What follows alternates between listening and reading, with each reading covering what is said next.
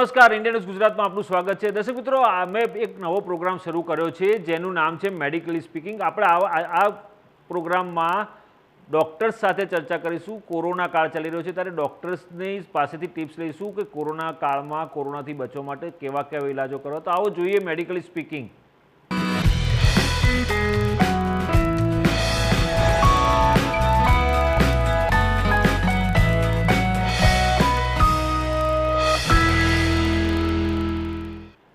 તો જે રીતે મેં કહ્યું કે મેડિકલી સ્પીકિંગ કાર્યક્રમ છે. મેડિકલી સ્પીકિંગમાં કોરોના કાળ ચાલી રહ્યો છે. કોરોનાના ઢગલાબંધ કેસો આવી રહ્યા છે. સમગ્ર દેશને કોરોનાએ બાનમાં લીધું છે અને જે રીતે કોરોનાનો હાહાકાર મચ્યો છે, કોરોનાના કેસ વધી રહ્યા છે. 2.5 લાખ ઉપરથી વધુ પોઝિટિવ કેસીસ આવ્યા છે.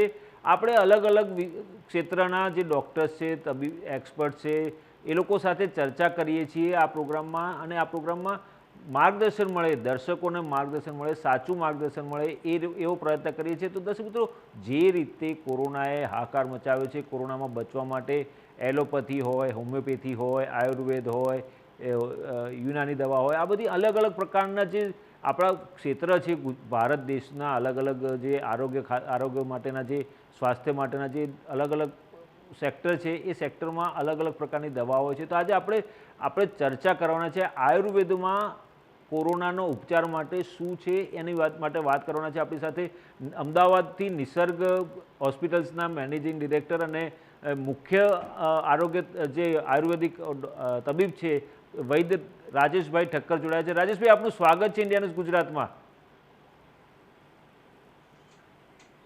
નમસ્કાર રાજેશભાઈ, જે રીતે કોરોનાનો ભયંકર કાળ ચાલી રહ્યો છે, કોરોનાના બહુ જ કેસીસ આવી રહ્યા છે.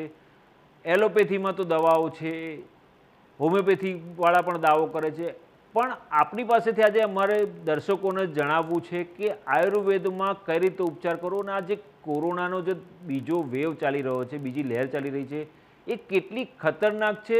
સૌથી પહેલાં તો કેટલી ખતરનાક છે ને એના માટે શું બચવા માટે શું કરવું જોઈએ અને શું ન કરવું જોઈએ એ અંગે માર્ગદર્શન આપશો આપ? બહુ સરસ પ્રશ્ન છે અભિજીતભાઈ. આમાં એવું છે કે આયુર્વેદ જે છે ને એ દુનિયાનું સૌથી પહેલું મેડિકલ વિજ્ઞાન છે, મેડિકલનું સાયન્સ છે. એટલે એની અંદર બધા જ રોગો વિશે અને બધી પદ્ધતિઓ અને બધાના વિશેનો ઉલ્લેખ જોવા મળે છે. તો એક હું વાત કરું કે વિમાન સ્થાન નામનું એક સ્થાન છે ને, એમાં જે 3જો અધ્યાય છે એની અંદર ખાસ કરીને એનો ઉલ્લેખ કરવામાં આવેલો છે જનપદો ધ્વંસ. એ ચેપ્ટર કહેવાય, એક અધ્યાય છે. એ ચેપ્ટરની અંદર એવું કહેવામાં આવે છે કે જનપદો ધ્વંસ, જનપદ એટલે લોકોનો સમૂહ, ટોળું, એ આખા ટોળાનો ઉધ્વંસ કરી નાખે, એનો નાશ કરી નાખે એવા રોગોનું જે ગ્રુપ હોય છે, એ એક ગ્રુપ જે છે ને એનો ઉલ્લેખ ત્યાં જોવા મળે છે. એની અંદર એવું હોય છે કે કોઈ પણ રીતે ફેલાઈ શકે. અચાનક એક મહામારી, અત્યારે આપણે જે શબ્દ વાપરીએ છીએ એપિડેમિક છે, પેન્ડેમિક છે, તો એનો ઉલ્લેખ જોવા મળે છે. એના ગાઈડલાઈન કેવી રીતે પાલન કરવું જોઈએ એના વિશેની પણ વાતચીતને અંદર બધો માહિતીનો ઉલ્લેખ ને બધું જોવા મળી રહ્યું છે. તો અહીંયા ખાસ એ વસ્તુ છે કે અત્યારે હાલ બધા હું જોઉં છું કે દોષ આપે છે, તો દોષ નહીં, રાષ્ટ્ર સર્વોપરી છે. એટલે ધારો કે પક્ષ હોય, વિપક્ષ ને વિપક્ષ હોય, એ પક્ષને જવાબદાર ઠેરવે છે. આખી દુનિયામાં એક સાથે, બરાબર, આખી દુનિયામાં એક સાથે જ્યારે આ તકલીફ થઈ રહી છે, બરાબર છે, એક જ રોગો કે એક જ જગ્યાએ એમાં તકલીફમાં વાંધો નથી, પણ આ રોગ જે ફેલાવાનું કારણ, રોગ ફેલાવાનું જે કારણ છે એને સૌથી વધારે, હેલો હેલો હા રાજેશભાઈ, બોલો. હેલો, હા હા હા, વચ્ચે ઓડિયો કટ થઈ ગયો હતો. એટલે આ રોગ ફેલાવા માટે બધા જે છે, હું એવું માનું છું કે આયુર્વેદને પ્રાયોરિટી આપવામાં નથી આવેલી, બરાબર છે. ગયા વર્ષે આપણે જોયું હતું કે લગભગ આયુર્વેદના ઉકાળા અને એની ગાઈડલાઈનને બધું પાલન કરવામાં આવ્યું હતું, તો એ વખતે ખાસું આપણે 97-98% સુધી રિકવરી રેટ પહોંચી ગયો હતો. અને અત્યારે હાલ આપણે લગભગ 80-82% પહોંચી ગયા છીએ. આખા વિશ્વમાં સૌથી વધારે રિકવરી રેટ હાઈએસ્ટ અને સૌથી ઓછા મોતની ટકાવારી પબ્લિકની સંખ્યા પ્રમાણે એ ભારતમાં હતી. તો એનું શ્રેય આયુર્વેદને કોઈએ આપ્યું નહીં. અત્યારે કોઈ ઉકાળાની વાત કરતું નથી, કોઈ આયુર્વેદની વાત કરતું નથી. મને પોતાને એવું લાગે છે કે આયુર્વેદ કેન્દ્ર બિંદુમાં આવવું જોઈએ. પોલિસી ડિસિઝન તૈયાર થતી હોય ત્યાં આયુર્વેદનું નામ આવતું નથી. થેરાપેટિક પર્પઝ એટલે જ્યારે રોગના વધારાના લક્ષણો હોય ત્યારે આયુર્વેદનો સારવાર લેવી જોઈએ, વૈદ્યની સલાહ લેવી જોઈએ, એવી એક ટીમ તૈયાર કરવી જોઈએ અને પ્રોટોકોલ તૈયાર કરવા જોઈએ કે એ અનુલક્ષીને સારવાર કરવામાં આવે તો બહુ જ સારા પરિણામો આવી શકે. બરાબર, ચોક્કસ. રાજેશભાઈ, જે રીતે પહેલું જે સ્ટ્રેન હતો જે 2020માં આપણા ઇન્ડિયામાં આવ્યો, આમ તો નવેમ્બરથી એ સ્ટ્રેન આખા વિશ્વમાં શરૂ થયો હતો, પરંતુ જે રીતે ઇન્ડિયામાં આવ્યો સ્ટ્રેન 2020માં અને જે પ્રકારે એ વેવમાં એ વખતે આયુર્વેદિક ઉપચારો બહુ બધા હતા કે ઉકાળો લેવાનું, આ લેવાનું, તે લેવાનું, બધી ઔષધિઓ પણ હતી અને લોકો એનો એનો એનો ઉપચાર કરવા માંડ્યા હતા અને એને કારણે તમે કહ્યું એમ આપણે ઘણો બધો સારો એવો રિકવરી રેટ અને આપણે કોરોના સંક્રમણથી ઘણા બધાને બચાવી શક્યા હતા એ વખતે. પરંતુ આ વખતનો જે વેવ છે, આ વખતનું જે સ્ટ્રેન છે, એ સ્ટ્રેન જે છે બહુ ખતરનાક છે અને એ કોઈ જાતે કોઈ રીતે કારગત નથી નીવડ્યો અને જે પ્રકારનો રિકવરી રેટ આપણો જે 98% હતો એ એકદમ ડાઉન થઈ ગયો છે. ત્યારે આને કઈ રીતે આયુર્વેદમાં કઈ રીતે તમે આપણે બચાવી શકાય અથવા તો એનો ઉપાય શું કરી શકીએ આયુર્વેદમાં? એવી કોઈ દવા છે ખરી આયુર્વેદિક દવા છે કે જેનાથી લોકો આ સંક્રમણમાં પોતાને અને પોતાના પરિવારને સ્વસ્થ રાખી શકે અને સાવધાન રહી શકે? ચોક્કસ થઈ શકે. હું મારું 25 વર્ષથી આયુર્વેદનો ચિકિત્સાનો વ્યવસાય કરું છું તો મારો પોતાનો અનુભવ છે. 700 દર્દીઓ આ વર્ષમાં અમે 700 દર્દીઓ જોયા છે. બરાબર, 700 માંથી એક પણનું મોત થયું નથી, એક પણને કોઈ તકલીફ નથી. એના ક્રાઇટેરિયા અમે જોઈએ છે કે હોમ ક્વોરન્ટાઇન થયેલા હોય, ઇવન ઓક્સિજન લેવલ 92-90 સુધી હોય ને તો પણ અમે એમને ઘરે રાખી અને આયુર્વેદિક દવાઓથી મેનેજ કરીને આપીએ છીએ. અને 700 પેશન્ટમાંથી એક પણ વ્યક્તિને સારા થઈ ગયા પછી એક પણ વ્યક્તિને સૂંઘવાની ક્ષમતા નથી આવી એવું નથી બન્યું, થાક નથી લાગતો, બીજી કોઈ સ્વાદની ક્ષમતા જતી રહે છે, બધી પાછી આવી જાય છે. 3 થી 5 દિવસ અથવા તો વધુમાં વધુ 7 દિવસ, બરાબર છે, એ બધી ક્ષમતાઓ સારું આવી જાય છે. આયુર્વેદમાં એક શબ્દ લખ્યો છે, વિકૃતિમાંથી પ્રકૃતિનું સ્થાપન. એટલે શરીરમાં દોષો વધેલા હતા, દોષોની સમૂર્છના થયેલી હતી, એનું વિઘટન કરવાનું એ આયુર્વેદની પોતાની એક પદ્ધતિ છે. ખાલી વાયરસ કેન્દ્રમાં નથી. ચલો પોસ્ટ કોવિડ નું સ્ટેટસ આવ્યું અને ન્યુમોનિયા થઈ ગયો, 70% લંગ્સ ફેલ થઈ ગયા, ચલો કોરોના તો જતો રહ્યો, પણ આ લંગ્સ ને કોણ બચાવશે? તો આયુર્વેદ સારવાર કરવામાં આવે તો લગભગ મેં જોયું છે અમારા એક પણ કેસની અંદર લંગ્સ ખરાબ થતા નથી. ખરાબ થયેલા હોય સારા થઈ જાય છે. તો એ જે દોષોનું અંદર સમૂર્છના થાય છે, દોષોનો સંચય થાય છે અને એનું વિઘટન કરવાની બાબતે દુનિયાના કોઈ મેડિકલ સાયન્સ પાસે એનું સમજણ નથી. એટલા માટે સેન્ટ્રલ ગવર્મેન્ટની, ભારત સરકારે આ ખરેખર આ તકનો લાભ ઉઠાવવા જેવો છે. હું પોતે એવું માનું છું કે ભારતને વિશ્વગુરુ તરીકે સ્થાપિત કરવું હોય, બહુ જ સારી આયુર્વેદિક ચિકિત્સાની ગાઈડલાઈન થેરાપેટિક દાખલ થયેલા દર્દીઓ માટે એ જો સ્થાપિત કરવામાં આવે તો બહુ સારા પરિણામો, અનેક મોતને આપણે બચાવી શકીએ. આપણે તરફડતા જોઈએ છે રેમડેસિવિર માટે અને બધા માટે ભીખ માંગતા જોઈએ છે. આપણી પાસે સુવર્ણ ભસ્મ, ચાંદીની ભસ્મ, મોતીની ભસ્મ સાથેની અનેક એવી ઔષધિઓ તૈયાર પડી છે. અમે અત્યારે વાપરીએ છીએ, 700 દર્દીઓમાં મેં વાપરી છે. લિટરલી એમ થઈ શકાય, અમદાવાદની સિવિલ હોસ્પિટલમાં પરમ દિવસે 2 કેસ દાખલ હતા. 24 કલાક ઓક્સિજન આપવા છતાં લગભગ 80, 82 કે 84 ઓક્સિજનનું સેચ્યુરેશન રહેતું હતું, SpO2 જે કહેવાય છે.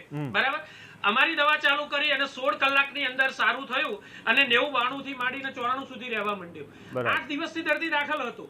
એનો મતલબ એ થયો કે આયુર્વેદ ચિકિત્સા પોતાનો પ્રભાવ બતાવી રહી છે. તો આવા અનેક ઉદાહરણ છે કે 18 દિવસથી ઓક્સિજન ઉપર હતા અને એક 84 વર્ષના બેન હતા. લગભગ અમે 7મા દિવસે એમને ઓક્સિજન વગર સારી રીતે જીવતા કર્યા છે, હરીફરી શકે છે. ખૂબ અશક્તિ ને થાક હતું. આવા તો કેટલા બધા અમારી પાસે ટ્રેક રેકોર્ડ છે અને આના પ્રૂફ પણ છે. ડી ડાયમર લેવલ 8,000 હતું અને લગભગ 16 કલાકમાં 2700 લાઈને આપ્યું છે. મારી પાસે પ્રૂફ પણ છે લેબોરેટરી ટેસ્ટિંગના.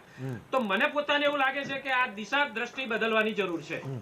ચોક્કસ. રાજેશભાઈ, જે રીતે આપણા શાસ્ત્રોમાં પણ આપણા પૂર્વજો પણ આયુર્વેદને પ્રાધાન્ય આપતા હતા, પરંતુ જેમ જેમ વિજ્ઞાન વિકસિત થતું ગયું અને જેમ જેમ સંશોધનો થતા ગયા, મેડિકલ સેક્ટરમાં જે પ્રકારે સંશોધનો થયા, પછી એ હોમિયોપેથી હોય, યુનાની હોય કે પછી એ એલોપેથી હોય, અને એમ કરતાં કરતાં આપણા ભારત દેશમાં પણ આયુર્વેદની જે પરંપરા વર્ષોથી ચાલી આવતી હતી એ પરંપરા ઓછી થઈ ગઈ છે. અને આવા જે વાયરસ છે, આ કોરોના વાયરસ છેલ્લા 1 વર્ષથી હચમચાવી રહ્યો છે, ત્યારે જે પ્રકારે આયુર્વેદની ઉપેક્ષા થઈ રહી છે, તો વડાપ્રધાન નરેન્દ્ર મોદી પણ આયુર્વેદના માટે ઘણો બધો કામ કરી રહ્યા છે, તો પ્રચાર કરી રહ્યા છે કે આયુર્વેદ ઉપચાર સારો છે અને એમાંથી બચી શકાય છે. કોઈપણ રોગના જે રોગ છે, રોગ હોય એમાં રોગમાંથી બચવા માટે આયુર્વેદ જેવો શ્રેષ્ઠ ઉપચાર કોઈ જ નથી એવું પણ કહેવાય છે. તેમ છતાં કેમ લોકો આયુર્વેદ તરફ નથી જતા અને આ ઓક્સિજન જે કૃત્રિમ રીતે તૈયાર કરાયેલી વસ્તુ છે, કેમિકલમાંથી તૈયાર કરાયેલી દવાઓ છે, એનો ઉપયોગ કેમ વધારે કરતા હશે? ના, આમાં બે વસ્તુ છે. ઇમ્યુનિટી ઓછી છે અને તરત રોગ લાગુ પડે છે, તો રોગગ્રસ્ત અવસ્થા છે એના 3 કે 4 સ્ટેજ પ્રમાણે આયુર્વેદના પ્રોટોકોલ જો તૈયાર કરવામાં આવે કે લગભગ પોઝિટિવ રિઝલ્ટ હોય અને કોઈ લક્ષણો નથી, બરાબર છે, તો એમની ચિકિત્સા શું કરવી? રિઝલ્ટ પોઝિટિવ છે, લક્ષણો માઇલ્ડ છે, તો પણ એમની ચિકિત્સા શું કરવી એનું બીજા સ્ટેજનું આવે. ત્રીજા સ્ટેજનું આવે મધ્યમ ગંભીર, એટલે કદાચ ઘરે રહેવાનું છે, 90-92 ની આસપાસ ઓક્સિજન આવી ગયું છે, તો ઘરે રહેવું અને આયુર્વેદ સારવાર કરાવી કે પછી હોસ્પિટલાઇઝ થવું. તો એ સ્ટેજ આસપાસનો એક ત્રીજો સ્ટેજ આવે અને ચોથું સ્ટેજ છે અતિ ગંભીરનું.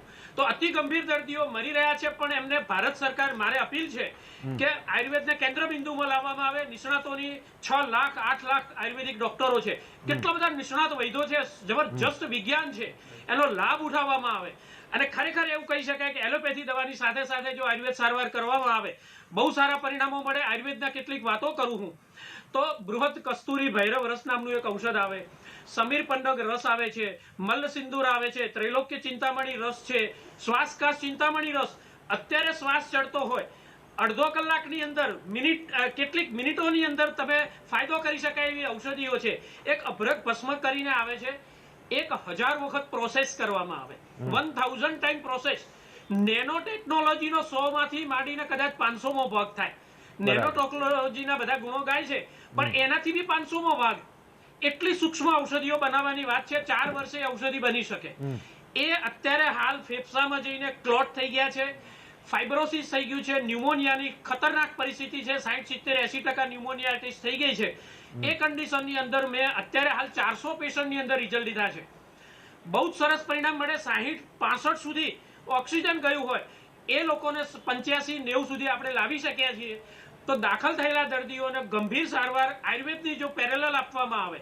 રેમડેસિવિર છે, લીવર કિડની ખરાબ કરે છે, આપણી પાસે ઔષધો નથી. WHO કહે છે કે કોઈ રિસર્ચ નથી. આપણે જેને પાસે કોઈ આ ઇબોલા વાયરસ માટે જે હતું એને આપવા માટે તૈયાર. રેલવેના કોચને 10-10 લાખ ને 20-20 લાખ આપીને કરીએ. જૂના પ્લેનને આપણે ખર્ચવા તૈયાર છીએ. કરોડો રૂપિયા બધા માટે આપણે વેડફી શકીએ છીએ, પણ આપણા આયુર્વેદના ચિકિત્સા વિજ્ઞાનને પરમિશન પણ નથી આપતા. વેક્સિન માટે 35,000 કરોડ રૂપિયા ફાળવાય છે, આયુર્વેદની સારવાર માટે ફાળવાતા નથી. મને એવું લાગે છે ભારત માટે બહુ સુવર્ણ તક છે. વિશ્વગુરુ તરીકે આયુર્વેદને પ્રસ્થાપિત વિશ્વની સામે કરવું હોય, બહુ સારી તક છે, ઝડપી લેવા જેવી છે. ખરેખર એવું કહી શકાય. ભારત સરકારને વિનંતી કરું છું, બધી રાજ્ય સરકારોને પણ વિનંતી છે કે મુખ્ય ચિકિત્સા મેઇન મેડિકલ સ્ટ્રીમ તરીકે આયુર્વેદને જો અંદર એન્ટર કરવામાં આવે, ખાલી ઓલ્ટરનેટ તરીકે નહીં, મેઇન ટ્રીટમેન્ટ તરીકે એલોપેથીની સાથે સાથે થાય, તો ખરેખર આપણે એચીવ કરી શકીએ અને અનેક જાનને બચાવી શકીએ. બરાબર, ચોક્કસ. રાજેશભાઈ, જે રીતે કોરોનામાં કોઈ પણ કોરોનાનો વાયરસ છે કે એના માટે RT-PCR ટેસ્ટ કે રેપિડ એન્ટીજન ટેસ્ટ કે HRCTના CT સ્કેન બધું કરવામાં આવે છે, તો આ બધું ન કરાવવું હોય કોઈને, આયુર્વેદમાં માનનાર વ્યક્તિ છે, આયુર્વેદમાં જ આયુર્વેદનો જ ઉપચાર કરતા હોય, એ લોકો આ બધું ન કરાવવું, તો એ આપને ખબર કેવી રીતે પડે કે આ ટેસ્ટ કર્યા વગર ખબર કેવી રીતે પડશે આપને કે કોરોના પોઝિટિવ છે કે નથી? ના, એટલે આમાં બે વસ્તુ કહું. આ જે તમે વાત કરી RT-PCR છે કે એ જે છે એ એક ટેકનોલોજીનું એડવાન્સમેન્ટ છે. ટેકનોલોજી સમય બદલાય એની સાથે એડોપ્શન થઈ શકે, એનો આપણે ક્યાંય વાંધો વિરોધ ના હોવો જોઈએ. ટેસ્ટિંગ કરાવવામાં પણ મારી દ્રષ્ટિએ કંઈ વાંધો નથી. નંબર 2, ધારો કે અમારામાં નાડી વિજ્ઞાન છે, તો અત્યારે એવા નાડી વિજ્ઞાન પલ્સ રીડિંગ માટેના એવા સાધનો તૈયાર થઈ રહ્યા છે. અમે પણ કેટલીક જગ્યાએ અત્યારે હાલ રિસર્ચમાં સામેલ છીએ. તો એવી જગ્યા હોય કે ત્યાં ફક્ત ને ફક્ત જમણા હાથની પાસે આમ એવું કહેવાતું હતું કે વૈદ્ય એક નાડી મૂકે, નાડી ઉપર હાથ મૂકે અને નિદાન કરી શકે, તો એનું ટેકનોલોજીમાં કન્વર્ઝન કેવી રીતે કરવું? નાડી પારખું વૈદ્ય કહેવાતા હતા. નાડી પારખું વૈદ્ય કહેવાતા હતા. હા હા બરાબર. તો નાડી પારખું વૈદ્ય કહેવાતા હતા. તો એવી રીતે એવા મશીનો પણ બનાવવામાં આવે. એવી રીતે ઘણા બધું એડવાન્સમેન્ટ ટેકનોલોજી તો લઈ શકાય. ચિકિત્સા વિજ્ઞાનના મૂળભૂત સિદ્ધાંતો આયુર્વેદના રાખવાના, ટેકનોલોજીનું એડોપ્શન કરવાનું. તો એ રીતે આરટીપીસીઆર ટેસ્ટ કરવો હોય તો મારી દ્રષ્ટિએ કંઈ વાંધો નથી, ન હોવો જોઈએ. એ જાણકારી લેવાથી ઝડપથી આપણે ટ્રીટમેન્ટ શરૂ કરી શકીએ. પણ ચિકિત્સાની સારવાર આયુર્વેદની નિર્દોષ હોય, આડઅસર વગરની હોય તો વધારે સારું થાય. રેમડેસિવિરના WHO ના કહેવા પ્રમાણે 51% સાઇડ ઇફેક્ટ છે. 7,000 પેશન્ટોનો કેસ સ્ટડી છે. WHO પોતે કહે છે. ભારતની ICMR સંસ્થા એવું કહે છે, એક પણ રિપોર્ટ એવું નથી કહેતો કે રેમડેસિવિરનો ફાયદો કોરોનાની વાયરસની અંદર એની સાઇડ ઇફેક્ટમાં જોવા, અને કોઈ પણ રોગમાં જોવા મળ્યો હોય એવું એક પણ એવિડન્સ બોલતું નથી. બરાબર નથી તો આટલો બધો હોબાળો શા માટે? તમે રિસર્ચ થઈ ગયેલું, તમે કહો છો કે આયુર્વેદ રિસર્ચ વાળું નથી, તો રેમડેસિવિર ક્યાં રિસર્ચ વાળું છે? તમારું એક પણ રિસર્ચ પેપર તમે રજૂ કરી શકતા નથી. તો એના માટે કરોડો લાખો રૂપિયા આપવા તૈયાર છે. જે ચિકિત્સા વિજ્ઞાન 3000 વર્ષથી ભારતીય પ્રજાના સ્વાસ્થ્યનું રક્ષણ કરતું આવે છે. કોઈ પણ સત્ય અસત્ય વિજ્ઞાન હોય ને 50 વર્ષથી વધારે ટકતું નથી. બરાબર છે? જૂઠનો દાયકો અને સત્યની સદી. આયુર્વેદે 30 ને 50 સદીઓ પાર કરી છે. 4 ને 5 હજાર વર્ષ પહેલા આ ચિકિત્સા વિજ્ઞાન પ્રસ્થાપિત હતું. અસત્ય હોય તો ટકી જ ના શકે, ટકી જ ના શકે. એટલા માટે ખાસ વાત છે કે આયુર્વેદની ચિકિત્સાને પ્રાધાન્ય આપવામાં આવે. બહુ સરસ ફાયદો થાય. મેં અનેક કેસની અંદર એવું જોયું છે, પોસ્ટ કોવિડ સારું થઈ ગયા પછી. એટલે આયુર્વેદનો અહીંયા જ છે કે ફક્ત વાયરસને મહત્વનું ના ગણો, તમારું વ્યાધિનું બલ, તમારી રોગ પ્રતિકારક ક્ષમતા તો સહજ, યુક્તિકૃત અને એ જે છે એ એનાથી તમે પ્રાપ્ત કરવી જોઈએ, માતા પિતા તરફથી મળે. બીજી તમે વારસાગત રીતે ટ્રાન્સફર કેવી રીતે લાવી શકાય એની વાત છે. અને ત્રીજી છે યુક્તિકૃત. અત્યારે હાલ ઔષધિઓ લઈ અને ઇમ્યુનિટીને વધારવી એ સૌથી સારામાં સારું છે. ઘણા બધા રોગોને, દર્દીઓને આપણે ગયા 2020માં કંટ્રોલ કરી શક્યા હતા. ગળો નામની વનસ્પતિ, હળદર, આજે આફ્રિકા અને આરબ કન્ટ્રી લગભગ હળદરનું ટર્નઓવર એમ કહેવાય કે 150% એનું એક્સપોર્ટ વધી ગયું છે. બરાબર. એ બધાએ લાભ લીધો, પણ આપણે અત્યારે પાછા પડી રહ્યા છે. એ પ્રાથમિક તબક્કો છે. સુવર્ણ ભસ્મવાળી અને અનેક એવી ઔષધિઓ છે કે જે ચમત્કાર કરી શકે, ઓક્સિજનને વધારી શકે, સેચ્યુરેશન વધારી શકે. જૂની ખાંસીને બધી તકલીફ થઈ રહી છે, ન્યુમોનિયાની તકલીફ થઈ રહી છે, બહુ જ સારો ફાયદો થઈ શકે. એની ગાઈડલાઈન બનાવવામાં આવે, બહુ સારો ફાયદો થાય. આયુર્વેદ પોતે, હું ખાલી એક વાયરસની વાત કરું તો લોકો એમ કહે છે કે તમારા સાયન્સમાં તો આ વાયરસનો ઉલ્લેખ નથી. કઈ રીતે ખબર પડે? વાયરસનો ઉલ્લેખ આયુર્વેદના ગ્રંથોમાં જોવા મળે છે.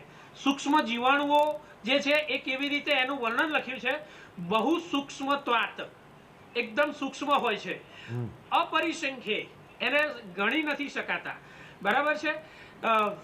અવ્યક્તો અપી વ્યક્ત કર્મા છો. અવ્યક્ત છે એટલે તમે જોઈ નથી શકતા, પણ વ્યક્ત કર્મા છો એટલે અવ્યક્ત છે છતાં પોતાના કર્મથી વ્યક્ત થાય છે. તમને ખબર નથી કે સામેના માણસમાં કોરોના છે, દેખાતો નથી, પણ છતાં પોતાના કર્મોથી વ્યક્ત થાય. અવ્યક્તો અપી વ્યક્ત કર્મા છો. તો એ ઋષિમુનિઓ પાસે 2800 વર્ષ પહેલા ચરક સંહિતામાં આ લખ્યું છે. એમની પાસે ક્યાં માઇક્રોસ્કોપ હતા?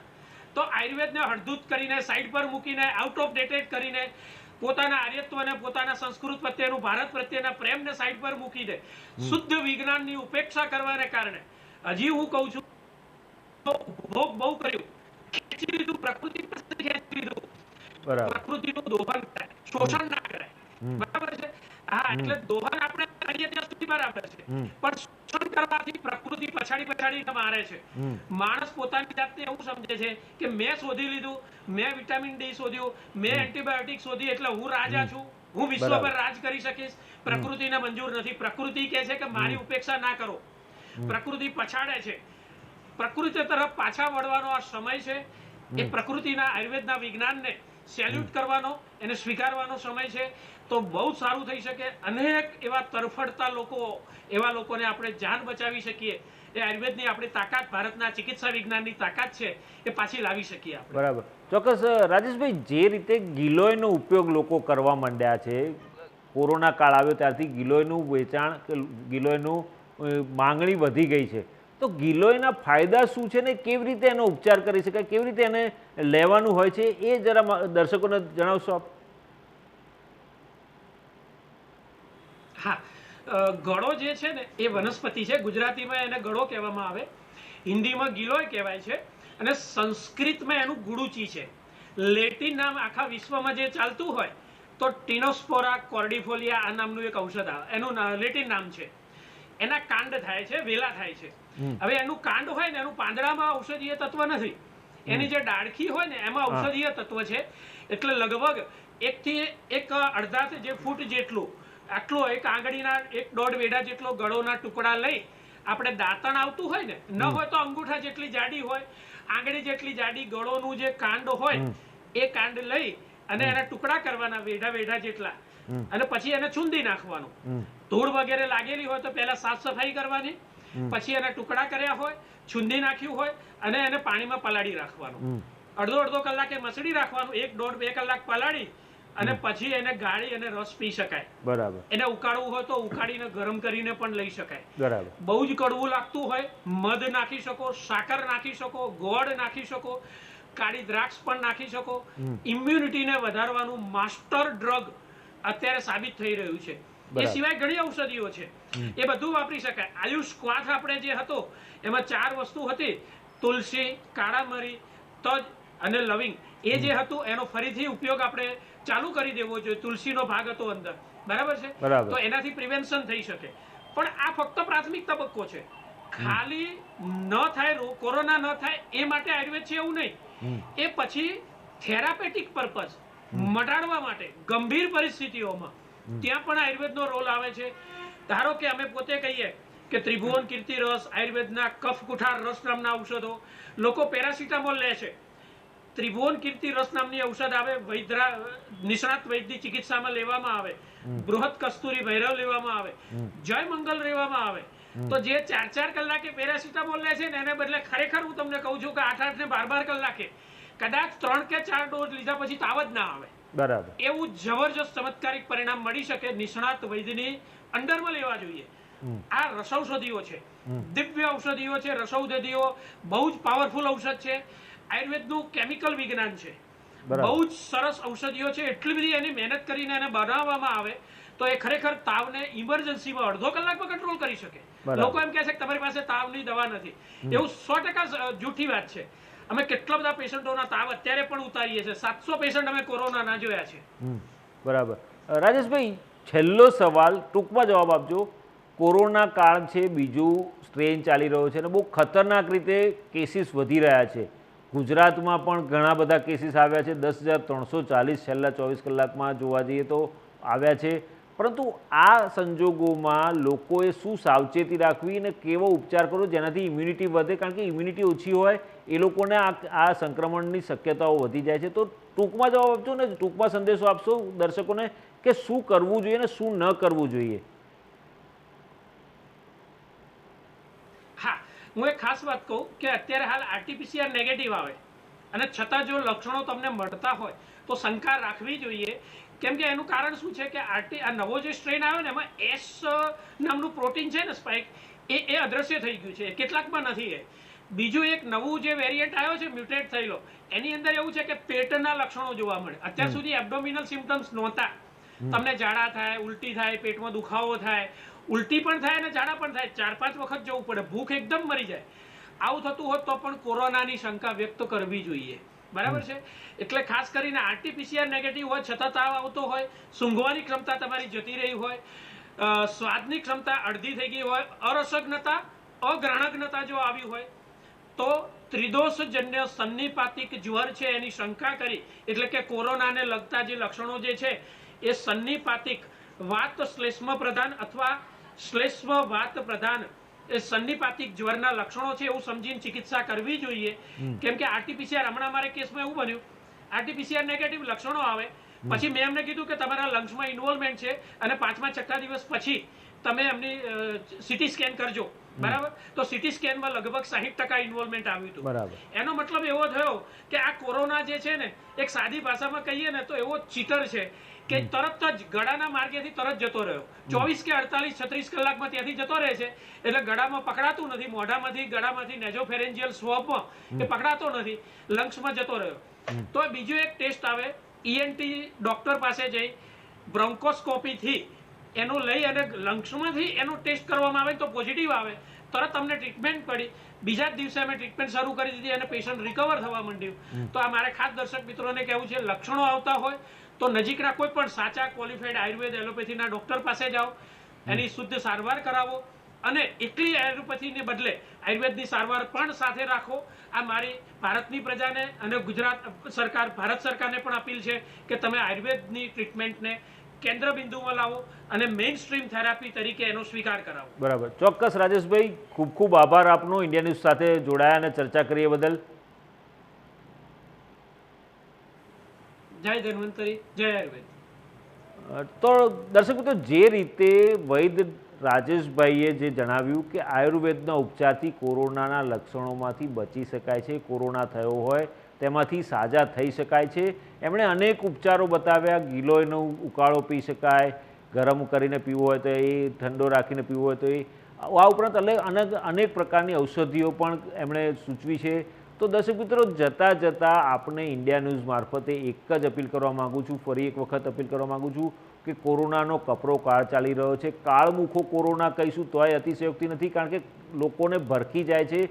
ત્યારે આવા સંજોગોમાં જરૂર હોય તો જ ઘરની બહાર નીકળો તો માસ્ક જરૂર પહેરો, સોશિયલ ડિસ્ટન્સિંગ જાળવો, વારંવાર હાથ સેનિટાઈઝ કરો. પરંતુ ઘરમાં રહેશો તો વધારે સારું, તો તમે પણ સ્વસ્થ રહેશો, તમારો પરિવાર પણ સ્વસ્થ રહેશે અને આપણો સમાજ પણ સ્વસ્થ રહેશે અને દેશ પણ સ્વસ્થ રહેશે. તો દર્શક મિત્રો, જે રીતે ઇન્ડિયા ન્યૂઝ અપીલ કરી રહ્યું છે, ત્યારે આપ પણ આનો અમલ કરો એવી અપેક્ષા સાથે આજનો આ મેડિકલી સ્પીકિંગ કાર્યક્રમ પૂરું કરું છું. વધુ નવા એક ડૉક્ટર સાથે આવતીકાલે ફરી એકવાર મળીશું, આ જ સમયે આ જ જગ્યા ઉપર. ત્યાં સુધી રજા આપશો. નમસ્કાર.